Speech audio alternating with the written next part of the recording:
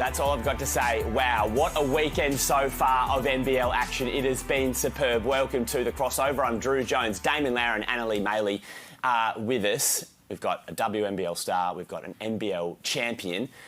Dramatic basketball, NBL action. Does it get better than that? That was incredible. Every single game, high drama. I'm like, how does it get any better than that? Every fan that went to games got their money's worth. We got our money's worth in the studio. Just awesome to watch. It was exciting. That was so exciting. There were so many moments where we were just gasping for air. It was awesome. So double overtime last night, then a winner at the death from Kawhi Noi, and then today overtime at John Cain Arena. A classic between South East Melbourne Phoenix and the Adelaide 36ers. 103-98. Trey Kell with 20 of his 24 points in quarter four, and then overtime. Craig Randall, 28 points, was absolutely superb. Gary Brown Jr. running the show for the Phoenix, who have now won 4 in a row. Big-time shot makers, big-time playmakers, just heavyweights, just throwing jabs at each other. The team that had the ball last, I figured was going to win the game. It just was flowing like that. And for that atmosphere, it would have been incredible to watch, to be in. You know what I love is that their big-time players got better as the game went on. They weren't amazing in that first half. And I think as things, the pressure built up and things got harder, that's when the big-time players step up. And that was really great to see from them. So stepping up, big-time players, Gary Brown Jr., 15.7 assists. He joins us on The Crossover. Gary, unbeaten now in the 4 games that you've played for the Phoenix. Are you the secret ingredient? Hey, I got to make sure you say my name right. My name is Gary Brown. I'm not the junior, though. But now, yeah, I don't want to say I'm the secret of the team. I think we've been putting a lot of work daily at practice and also at the game. I think coaching staff and our practice players been doing a great job too as well. So I don't want to take a credit. I think collectively we're playing good. I think everybody's stepping in and putting in whatever they can in each game. And tonight was Trey Kell. Hey Gary, how do you carry this momentum into the next couple games and keep playing as a team and as a group like this in crunch time? We just keep working, We understand the situation that we're in. We don't actually look at the record. We actually just looking at getting better every day in each game, because each game is going to be different. We're going to have different players and different teams. So we're just trying to get better so we can take each game as our last game. Gary, hola, mi hermano. Hey, como te gusta viviendo in Melbourne? I love Melbourne, man. It's the city. Our fans is great. We play in a big arena, so each game is like a big-time game, and that's what I love. I play in big arenas, but playing in Australia with our fans and also the NBL does a great job with the media too as well, which it makes the players go even harder. Gary, Damon just showing off there on national TV. Yeah, his Spanish is legit, I gotta say. His Spanish is legit. Not bad. So, talk to us about overtime. It got a bit hairy towards the end there, but you guys were able to find an extra gear in the extra minutes. No, yeah, I think, we've been in situations like this and all the games, cricket, we always give it like a little hug. That's my name. But we always been in situations like this. We had the lead at the beginning of the first half, but we let up a little bit. We'll be in situations like this, and we take each game as our last game, so we understand that we got to get a little bit of rhythm in each game, whether it is offensively and defensively, understanding all the traveling and all the hectic games and tough matchups. But we're getting better every time, and what can I say? We love to win. Hey, Gary, quickly before I let you go, what happened with the delay of game, the foot on the line at the end there? I don't want to discuss this. All I gotta say is my man Homicide. He always shows he always showed me love. But me and him would be having chats sometimes, and he said by paper we were supposed to lose this game, so we took that personal. I made sure that I passed that message to the guys, and we executed today. Well played, Gary. Superb performance tonight from you and the team. 4 wins in a row. Good luck for the rest of the season. Thank you. I appreciate it, man. Have a good night. Gary Brown with us on The Crossover. He's been excellent since he's come into the team. Having a point guard of his calibre running the team, such a benefit for the Phoenix. He's all class. What's good about the Phoenix now was before Kyle Adam had to do all the point guard duties, trying to score as well. Now having Gary there, now you can just rotate guys. Trey Kales, who's been flying under the radar. I could tell this guy could go. He's flying under the radar, but now everybody's seeing what he's capable of. The Phoenix are well balanced. I'm going to put them in my 4. Yep, they're in my 4. Okay. I like him as a court general, right? Like in those last couple minutes of that game, the ball was shared around a lot in the Phoenix. It wasn't just the one person with them. So I really like what he's been doing, and it shows in the last couple games especially. 4 wins in a row. They're flying the Phoenix at the moment. We are flying through because of overtime. This is a condensed crossover, so let's go to Sportsbet at the line.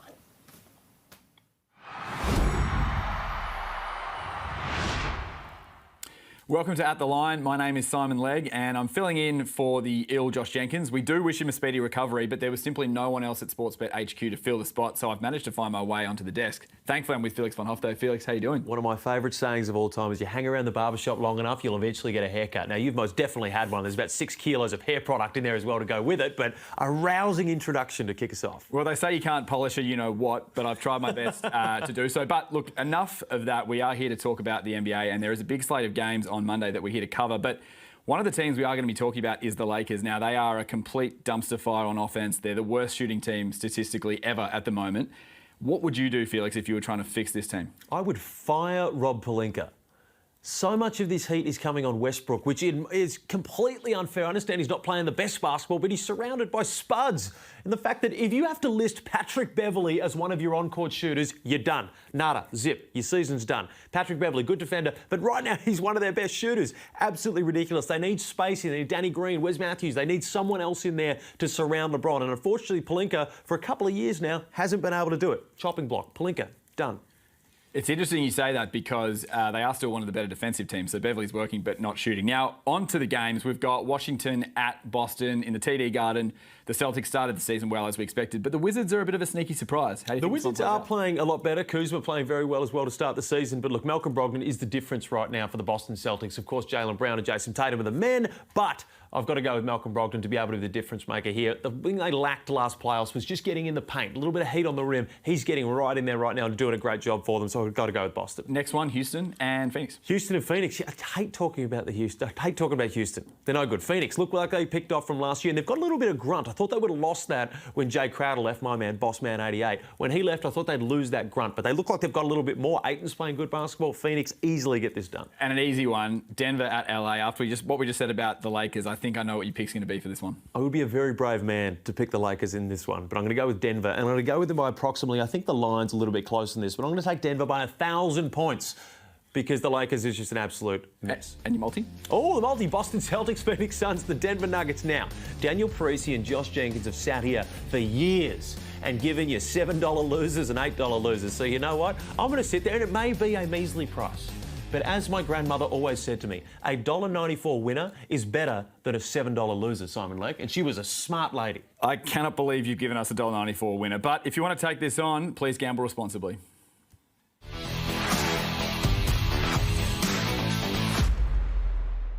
You know the score. Stay in control. Gamble responsibly.